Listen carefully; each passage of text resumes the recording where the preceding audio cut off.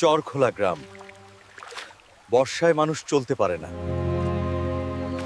আজও এই বছরই পাকা রাস্তা হবে, সবাই নিশ্চিন্ত থাকুন। কি হয়েছে? টাকা কোথায় গেছে? ভাই, সিমেন্ট এসেছে মাত্র 2 ট্রাক। চেয়ারম্যান সাহেব, গ্রামের টাকা কোথায় গেল?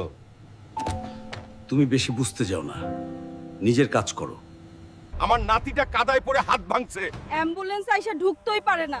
এটা শুধু রাস্তার গল্প না, মানুষের জীবনের গল্প। এই রাস্তা আমার মায়ের হাঁটার পথ।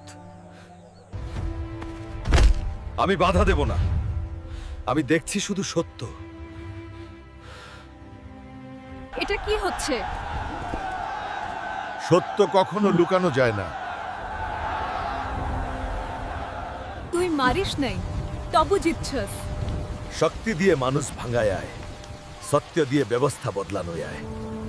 যেখানে মানুষ জাগে সেখানে দুর্নীতি হার মানে।